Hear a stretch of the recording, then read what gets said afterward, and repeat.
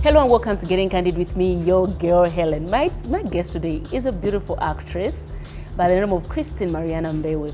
A lot of you will obviously call her Chipego, but she's not just an actress. She's a businesswoman who runs a salon, has an NGO called British Women. She does so many things, and that really inspires me about her. When she wants something, she gets it. She recently launched an events company, and she's already doing amazing things. Join me on the other side as I chat with Christine. Welcome back. Hi. Hi, Helen. How are you? I'm good, thank you. How are you? Good. Welcome to Getting Candid. Oh, thank you. How long has it been where we've been planning to do this interview? I think it's been over a year, towards a year. Yeah. And it's always postponed. Finally, it has happened. Crazy schedules. I think this was the right time to have it. It was, actually. It was timely. Yeah. How is Chipego? Chipego's going through the most, but she'll get through it. She always does. She's a strong girl. I would like to know how you came in the acting space. I think a lot of us just saw you like, boom. Overnight. Where is she coming from? A new introduction in Pali. You understand? Yeah. So anyway, it all started with having interest in the media spaces. I think when I was younger, like much young, I did a show on ZNBC called Z Kids TV. Mm-hmm. Patricia was my producer, Pumulo, and Patricia Ellis, sorry. Yes, and then from there I went on to movie TV to, having to do field work, so it was a whole thing. I was on TV before, and after grade 12 I relocated, I went to SA, and when I came back it was a whole, I did before I left radio and TV as a child, but not acting. I'd never acted before. So having gotten myself involved in the industry was because, like you're saying, I'm an entrepreneur. And so I saw an opportunity to market my business. I just launched my salon and a boutique. So for me, it was like I needed visibility. And what was the best way to get it out there was through having people know about me and what I do. So I knew that once I just go as an extra, I would definitely maybe attract someone that might like what I'm wearing, mind you, because I had no clue about what happens behind the set. I thought people went there with their own clothes. So when I got there, I was very disappointed. I'm like, what? I don't have to wear my clothes? And you had to be in Chitengas most of the time. Do you understand the frustration? So it was a whole, I went in with a different agenda, and what came back to me actually, I think, was even greater. It's one thing when people say, when you give yourself to doing something, the rest is up to God to do it. So I went there with my vision. I went there with my own, blueprint of how I wanted things to run. When I got there, it was a whole different thing. In the beginning, I was like, is it even worth it? Because I'm trying to pursue a business and not an acting career. And now it turns out that actually my acting career is now even feeding my, entrepreneurial career. So it really worked well for me. And I'm glad I took the step I did. So now, you mentioned doing TV, radio. How was your upbringing? How was it? And you going to SA, how did that transition to that? I think I come from a very humble background in the sense that at least we managed to sometimes have a decent 3-meal course in a day. And for me, that was, when I look at it now, I said, it was a lot for a child having gone through what I went through as a child, being brought up by a single mom. But then when I look back today, I'm like, everything that ever happened for a reason, and it built me to be the person that I am today. So there were times where, I had to push myself into places I aspired to be. So I remember when I was at Jacaranda, I wrote a very nice article about child neglection and just not having a father in the home. I don't know how that came about. Where was your father? At the time, he was late. So, I grew up without a father, and it was a whole lot. I had a stepdad at some point, but, I don't know. I was too young to understand what was going on.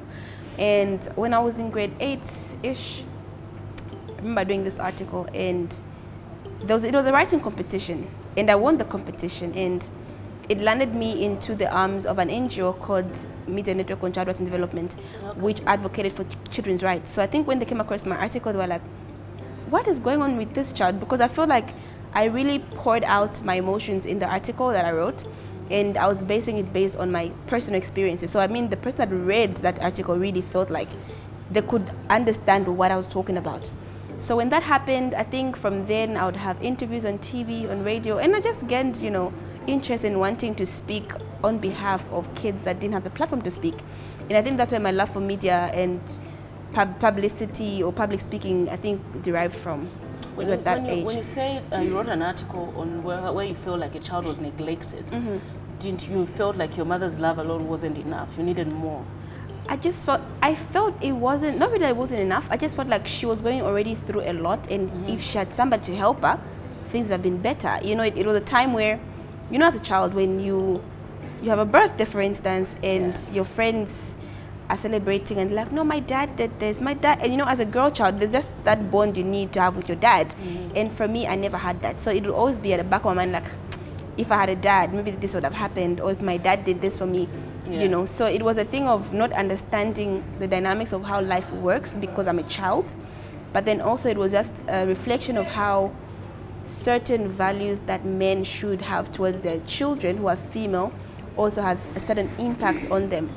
You've come across people, I'm sure, who will be saying, yeah, that girl has daddy issues.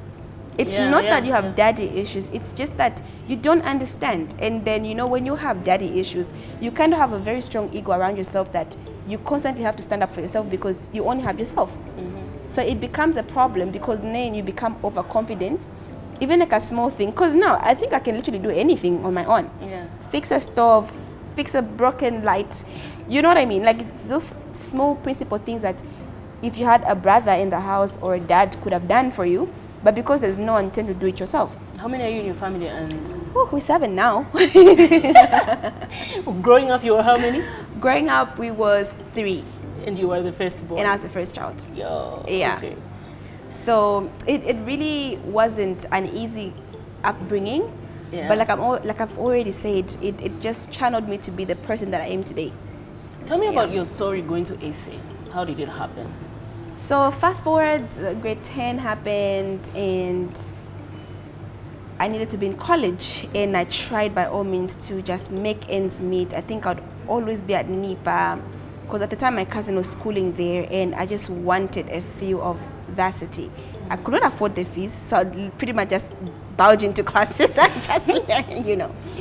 I mean, so when my auntie came to Zambia, my mom's cousin was looking for someone to live with in SA as a helper. I was like, you know what, you're family, and really I would need this opportunity.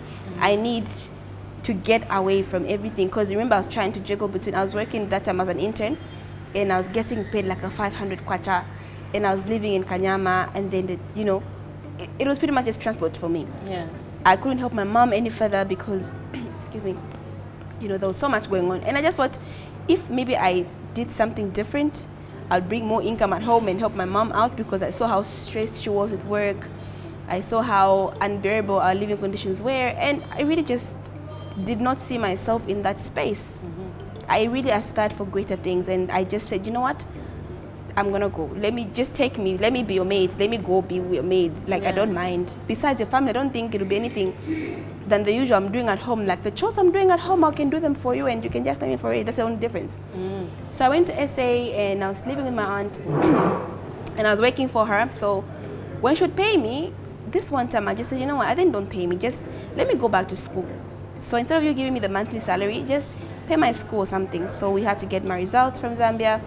And when I went to, when there was taken under evaluation for SACWA, they're like, no, your results were not very good, so you need to redo matric. I was like, grade 12, guys. So I had to do a few subjects, just do a markup on my results. Fast forward, I did my matric and essay, and I got my results. And you know, the funny part is I needed to have a home language. So I needed to either have Afrikaans, Zulu, Zulu, Xhosa, or any other homegrown, you know, native language, or English literature. So I thought I was clever. I said, no, I'm going to take Zulu, and then I'm going to take literature and science. And I felt terribly at Zulu, but I passed the other two. And so from there, I remember I got a scholarship to go and study in India, where I was doing cybersecurity, and I think my academics since then it was just a whole open window. For me, what's amazing is as a young girl, you gladly say, take me in as a maid. Yeah. Because a lot of young girls will be like, hell no, I will not go to Ace and be a maid. I'm your child. You'd rather get me auntie and find another maid. Just keep me as your own child. Yeah. How did you feel like, what was going through your mind when you said, okay, this, I have to be humble enough and say, I'm gonna work for you? Because you can be entitled. People are entitled every day. You can be entitled to your auntie and say, me, I'm your daughter. Take me. Yeah. I think what just made me feel comfortable was the fact that I knew at the back of my mind that I'm not her maid because she's my auntie at the end of the day. And I think the only thing there was is the currency exchange. But because obviously she was going to help me either ways, but then obviously because she needed help at the particular time, her priorities were quite different. Yeah. You know. So I just said, you know what, just get me. It's nothing hectic because I mean my mother was a maid. Yeah. And I went to school through her being a maid.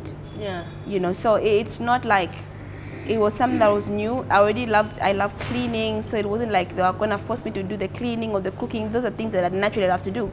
So for me, I wasn't looking at it from a spectrum of me being a helper. Yeah. But that's what it was, you know. But then when we got there, she's family, obviously. She really, really took care of me, and we just lived as a family. There was nothing like, oh, you're a maid, you do ABC. No. Yeah. She would even take me to. She's the reason why I look the way I look. Yeah. Because trust me, this is a girl coming from Kanyama.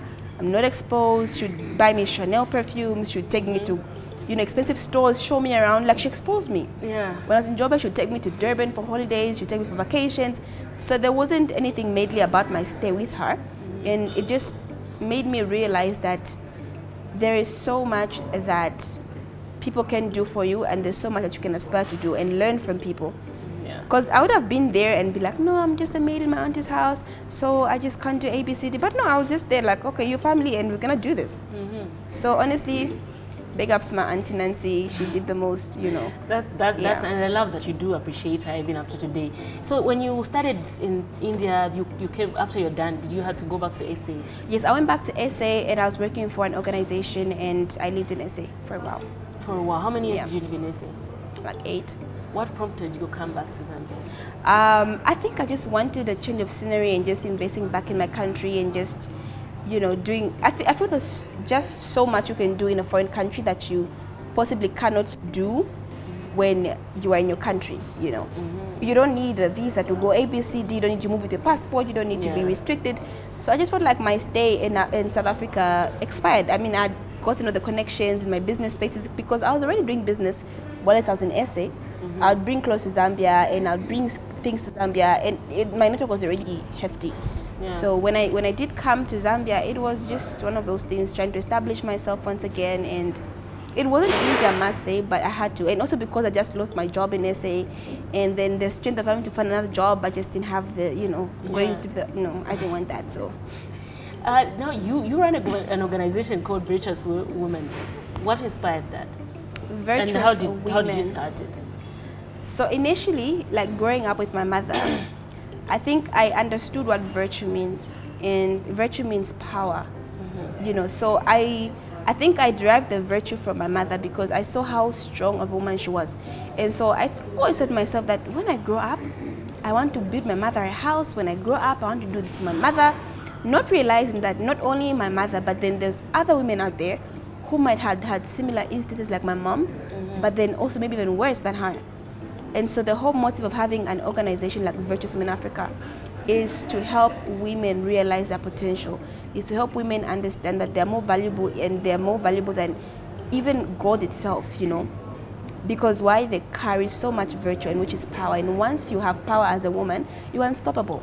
So the organization mainly is centered around empowering women with self-identity, and also just empowerment in terms of financial literacy, and mostly it's for the vulnerable communities that we get these women and children and young girls to just help them realize that, in as much as you think your situation is unbearable, there is hope because the power lies within yourself. You can either want to wallow into self-pity and lose yourself, or you could actually get up and train yourself to do something. You can get a skill, sell tomatoes, do something, empower yourself.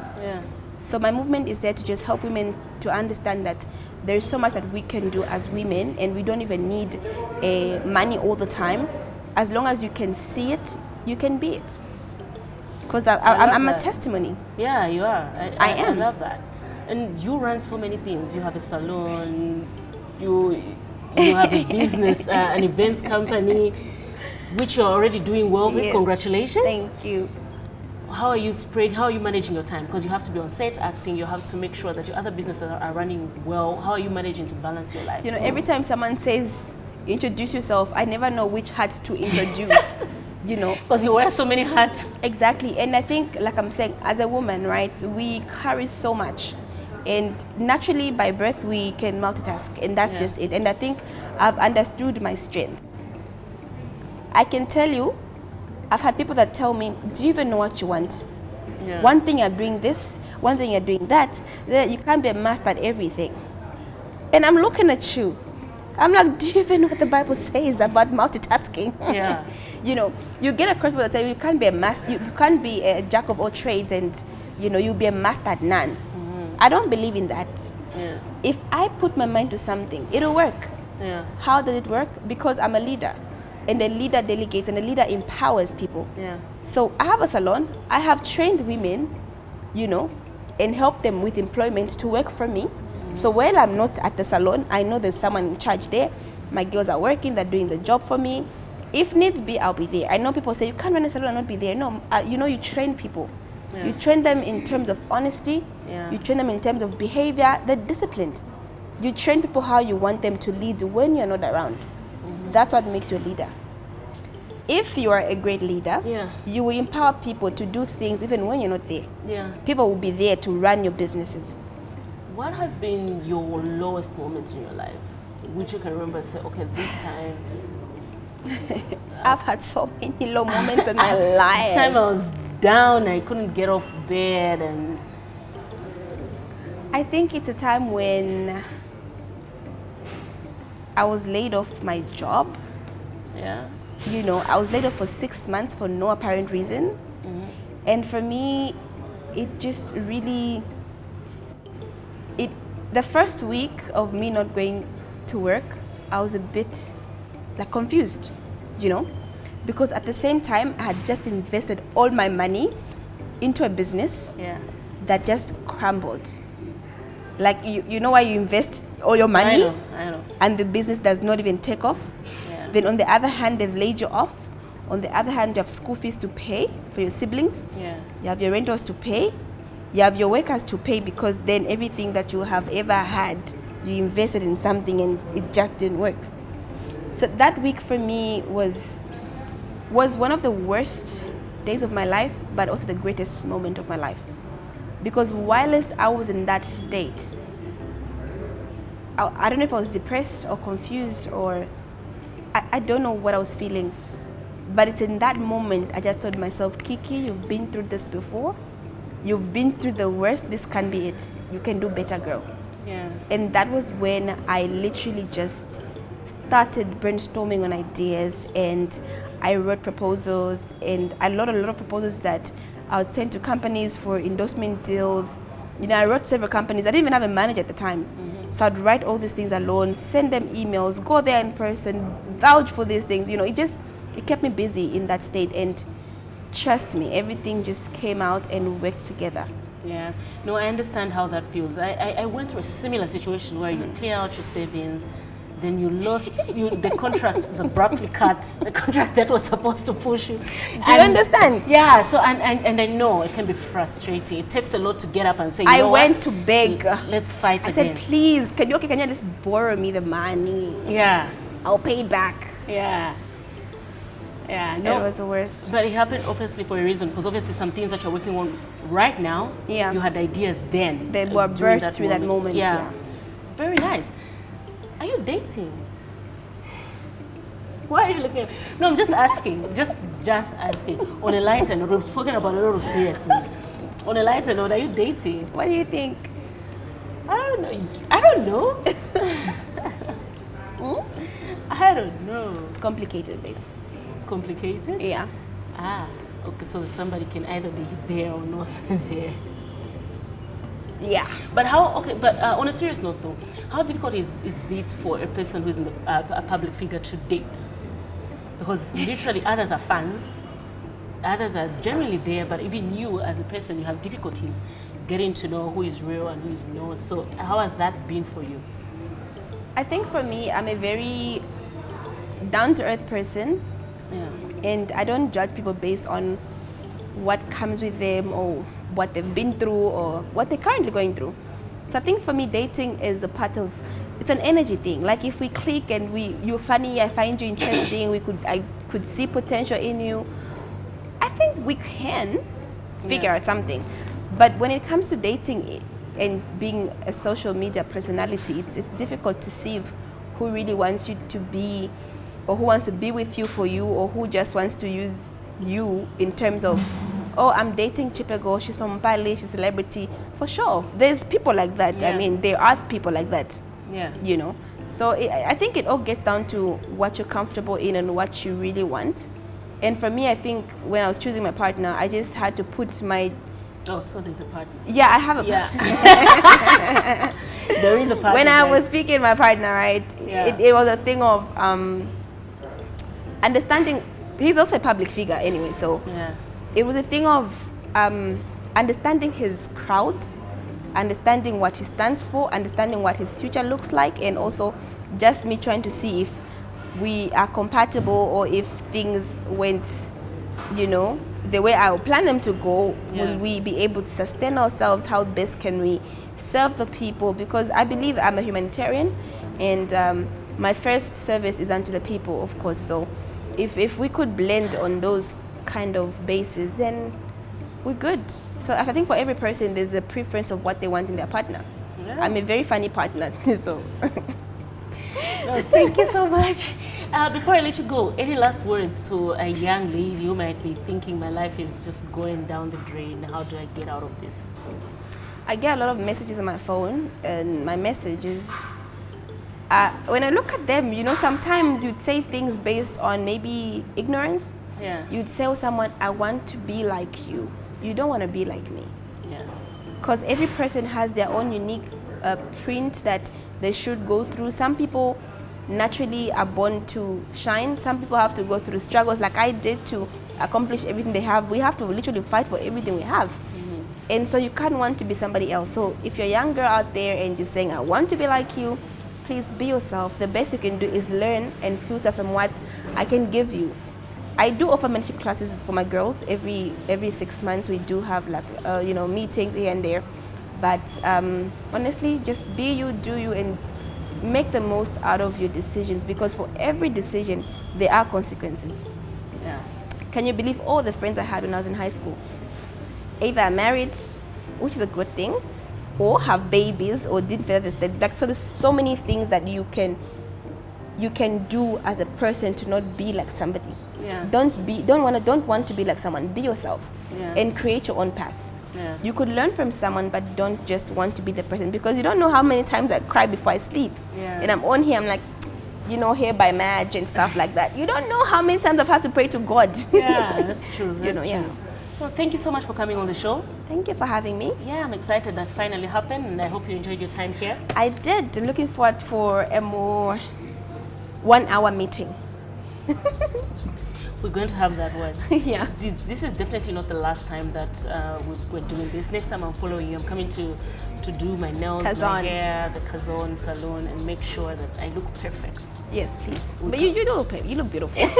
Thank you. You look beautiful too. Love the hair. Thank you. Yeah. Madge did the things, Madge. Yes. Yeah. Okay. So this has been your girl Helen. I hope you enjoyed this conversation with Christine, and I hope you learned one or two things. Don't give up. I mean, you can be smiling, look at her and say she's looking beautiful. Obviously, her life has just been smooth. You have no idea what she's been through. So let's just keep fighting, and she will get what we want. Bye-bye.